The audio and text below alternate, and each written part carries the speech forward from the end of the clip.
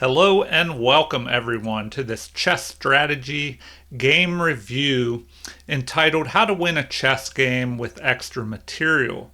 And many of you may be familiar with that process, but this is geared mostly towards beginners who need to learn that technique and that strategy, or intermediate players that just need to review. And so this game was played by me against a friend who hadn't played chess in a while, and so they were a little bit rusty. So I gave them a three strikes and you're out opportunity where they had three chances to take back a move if they made a bad one. And so the game begins with d4 by my friend Blackston here, who starts out fine. d4 is a great move. I respond with the knight, so we're both fighting for control of the center of the board. And he responds a little differently here with e3, which is kind of a conservative move. It blocks the bishop in a little bit, but it helps fortify this d-pawn. And so I just respond with a kind of a King's Indian setup. So he develops his knight, which is good, and I respond with the bishop. And now here he plays bishop to d2. And the computer recommends c4 here as a better move to help fight for the center and prevent me from developing this pawn to d5 here, where he could just capture that, grabbing a more valuable central pawn with a side pawn. But he plays bishop to d2, and this is a bad bishop blocked in by pawns that are the same color as the squares that this bishop is on. All right, so I castle here, and he plays knight to c3. So it says this is a good move, but the only problem with this, it blocks the c-pawn here, which would more than likely want to play up here to c4 to help fight for the center, but now this knight has blocked that pawn. So that could be an issue. So here I played d6, but I should have played d5, just fighting for the center here and grabbing more space. And now, after bishop to c4 here, this is where I end up moving this pawn to d5 anyway. It looks like bishop to e2 would have been the best move for white here. That way, I wouldn't be able to pin this knight to the queen if the bishop is here on e2. But he plays bishop to c4, and so now I move up and attack this bishop. And this is where my opponent, who hadn't played in a few months and he was pretty rusty, he makes his first mistake here. His first move was b3, which obviously just loses the bishop. So that is a mistake that he played probably from being rusty and just needing to get back into the swing of things. And so this is a blunder. I would just be able to capture his bishop. So I gave him his first opportunity to take that move back, which he did, so that he wouldn't lose the bishop. But when you make your first mistake in a chess game especially, you want to slow down and make sure you don't follow it up with another mistake, which he did. So he took back the bishop, the b3 pawn move, and then his next move was to capture with the knight. So this also gives white an advantage here by over 1.5 pawns worth, because now black's best move is to just capture this knight. So capture, then we would have bishop captures and queen captures. So that is one way the game could have played out. So his second strike already, and I allowed him to take that move back. So something that beginners and also if you haven't played in a while and you're rusty, this is a mistake that beginners and players who've been out of action for a little while can make, is just a failure to calculate when there's exchanges involved. So here, the first one, he just was willing to give up his bishop, even though it was a blunder. And the second one was that he thought he could capture with the knight, and after these exchanges, he would come out ahead, which was false, as he only had 2 attackers and I had 2 defenders. So that is something to watch out for if you're a little rusty, is double check your exchanges, because that's where mistakes are likely to be made. Okay, so here finally he, after his second mistake, he takes that move back and moves his bishop to d3 here, which is fine. It helps control the center here, even though this G pawn kind of blocks this bishop from much action against the king side. All right, continuing on here. Next, I played c6 just to help fortify the central pawn, to keep his knight and bishop out from attacking anything here. That was, it says, an excellent move, but my knight moving here to d7 would have been a better move. That would have been best. So the game continued with castling, which was good. Finally, I moved that knight up, but now it says that I should move my bishop up here and pin his knight, that would have been a better move. But the game continued with him playing a4, and here the game wanted h3 to prevent the knight from moving forward, maybe preventing a future pin on this knight. But here he grabs space on the queen side, and I respond by doing the same. But it says that's an inaccuracy, that better would have been just to develop my rook behind this e-pawn, which will be pushed forward here for a fight in the center. And so the game continues with b3, and once again it says this is an inaccuracy. Rook to e1 would have been better, fighting for the center here. And now my queen moves to help fortify and fight for control of this e5 square to help me push this pawn forward. And so he moves his queen here, but it says the knight moving there would be better, which would free up this pawn and perhaps allow this c4 pawn move to fight in the center. But queen d2 is played, and I line my rook up here, but I should have played the pawn move immediately to e5. So he moves his rook up here to d1, but it says e1 would have been even better to help fight for this e-file and help push the e-pawn forward. And so finally I play this e5 pawn push, and let's see here. He captures, and then I capture, and so here, let's see. Next we have knight capturing on e5 here.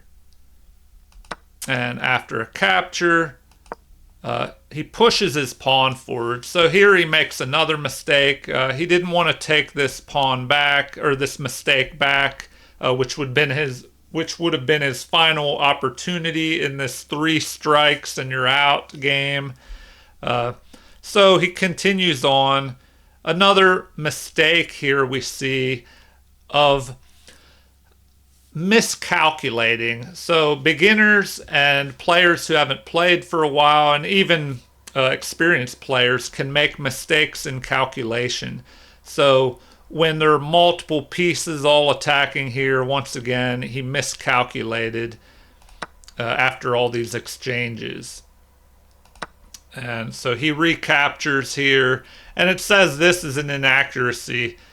He would have been better to move a rook here and pin this pawn here to my queen, so I wouldn't be able to capture, or well, I guess I could capture, but if excuse me, if he moves here and I capture, he would be able to capture my queen if I recaptured. So we'd have an exchange, a series of exchanges here. So this was a little tricky, and you always have to double check your calculation skills.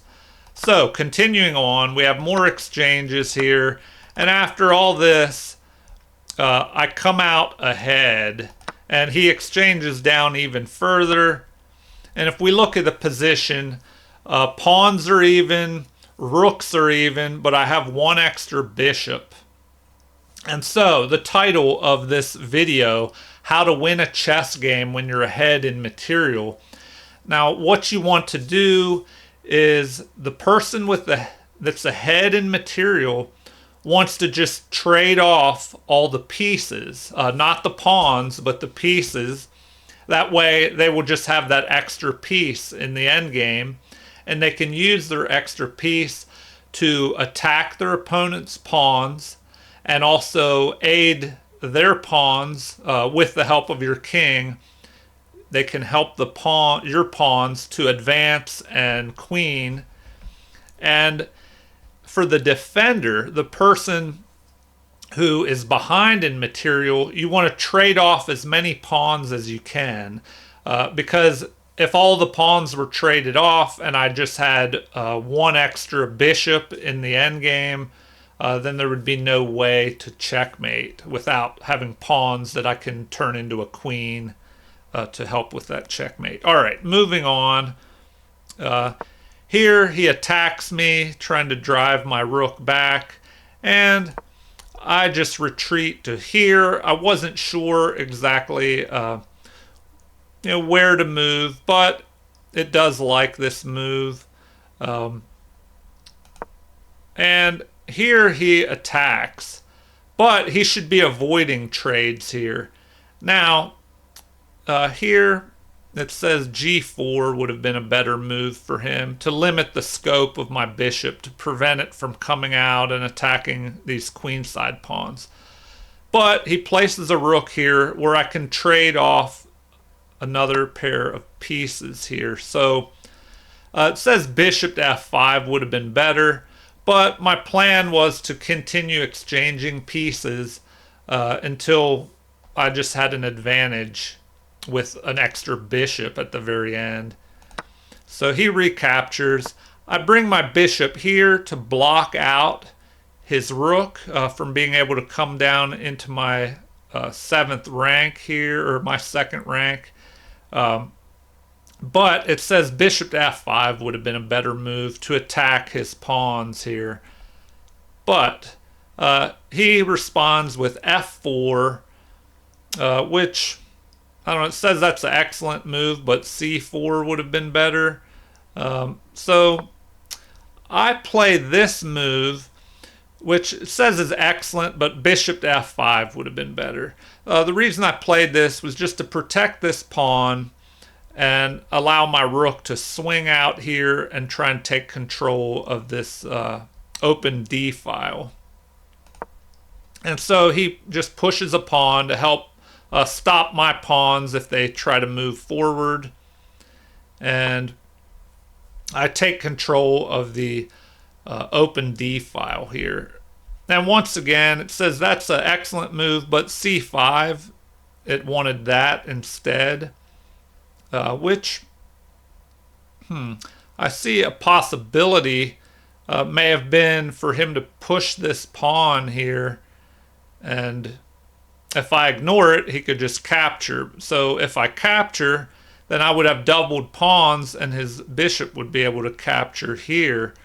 So instead, I moved my rook. He attacks here, which it says that is the best move, attacking. So I finally make this c5 move, blocking his bishop out, and he plays g3. So it says king to f2 would have been better, and that's something else. In the end game, you definitely want to activate your king because you don't have many pieces to attack or defend with, and so the king becomes very valuable in the end game, and you need to use your king along with your pieces and pawns.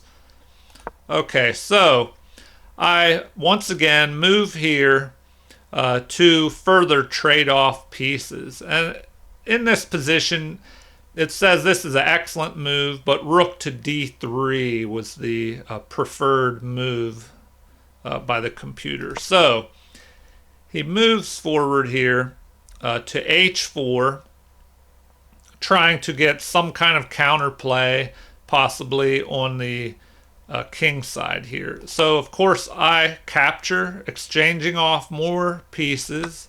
He recaptures, and now I move up here, rook to d2, to trap his king on the back rank, and perhaps I will have an opportunity at some point to swing over and harass his pawns from behind here. But here it preferred bishop to g4, which I didn't want to move my bishop because I didn't want his rook coming down to this rank and trying to counterattack. Although that would take him 1, 2 moves and a third move to capture. And if this rook moves, I could swing into here and capture before he could swing around and capture this. So once again, of course, the computer is correct that I probably should have gone here. Although, if I moved to g4 with the bishop, he could check. I would have to move, and then he could move here. And so he would be able to attack this pawn before I could capture this pawn. So I don't know. I prefer this move to keep his rook out of my position.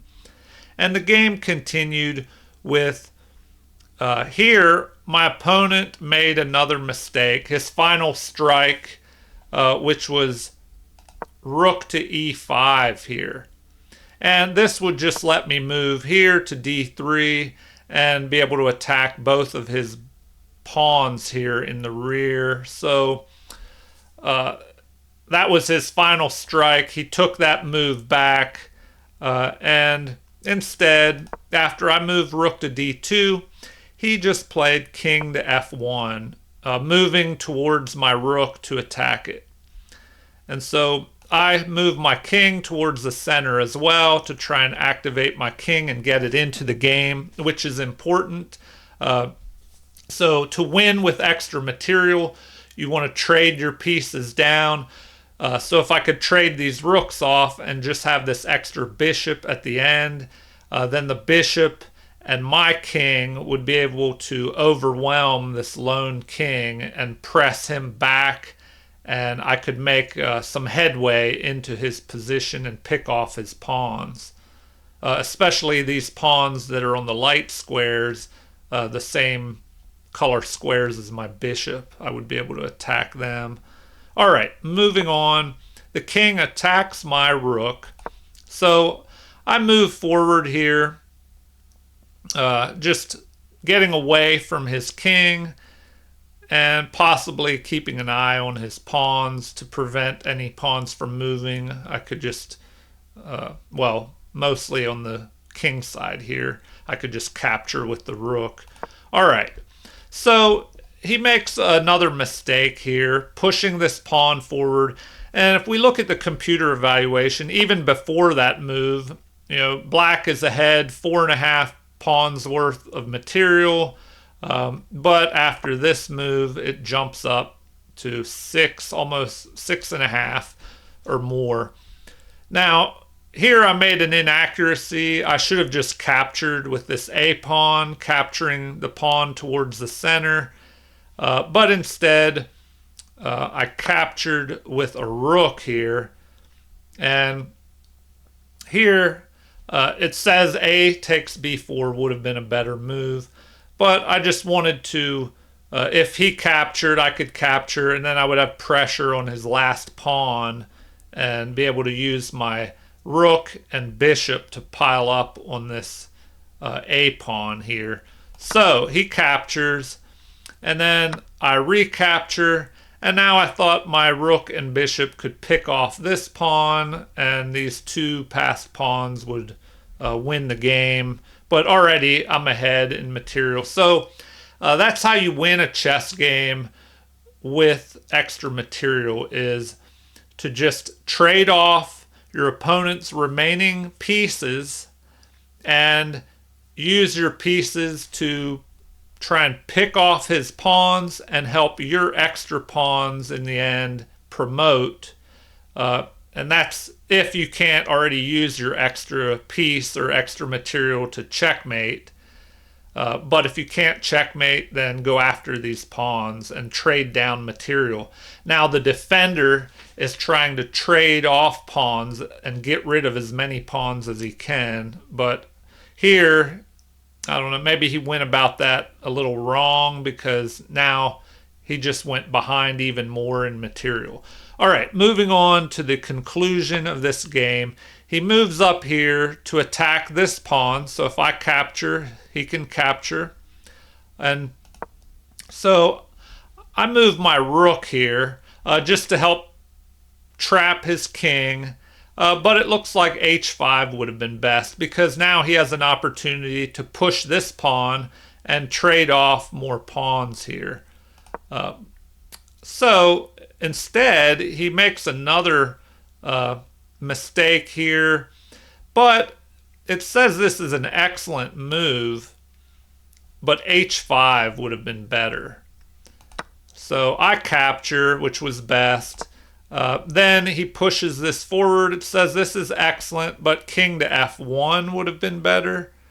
And so now I have the opportunity I could go after this pawn, but I want to protect this passed pawn here. And so I just block his pawn. Now, this move here, it says it's an excellent move, but king to g7 would have been better to try and activate my king to go up after his pawn. But I played this to stop his pawn on a light square, the same square as my bishop, so my bishop would be able to attack this pawn later. And the game continued with king to d1, which is best, attacking my rook. So here I play bishop to b3, laying a trap for my opponent. And he falls for the trap. It says rook to c4 would have been best, to just retreat my rook. But I wanted to see if he would fall for this trap, which he did. And he captures this pawn, which was now unprotected after my bishop move. But I have a discovered check on his king, which he did not notice. So now it would have been best for him to just move his king to a dark square here on e1. But he missed the trap.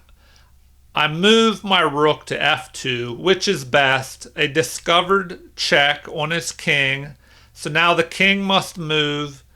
And so he moves his king, but his rook is under attack here. So this was a double attack and a discovered check. So I attacked his king and his rook at the same time. I'm able to pick off his rook. And now I'm just winning, winning more than I was before. He attacks the bishop, but after I capture another pawn and he moves towards this pawn, I just move here, which basically blocks his king out of the game. My rook is protecting this pawn. The bishop controls these light squares, so he can't capture this pawn. He can't go after this pawn. And the bishop cuts his king off from doing anything. And the computer said the game may have continued, although here my opponent resigned. The game may have continued with, let's see. It says after bishop to c6, he may have played d3, rook to g5, king to c4, rook captures, king just moves, and then after a4, one of my passed pawns starts moving. After this, we have rook to g5 attacking the other pawn. So I'll end the video here, but the way to win a chess game with extra material is if you cannot directly checkmate your opponent, then just trade down the remaining pieces. Avoid pawn trades. Keep as many pawns on the board as you can, and then use that extra piece or extra pawns to push through with an advantage in the end game to try and promote one of your pawns to a queen and use that to win. And also you can use your extra material to pick off your opponent's pawns. Now the defender will try to avoid trading pieces and try to trade off as many pawns as possible. Okay, so there you have it. I hope that helped you to learn some chess strategy and how to win a chess game with extra material. If you like this video, please like and subscribe, and feel free to leave comments or suggestions.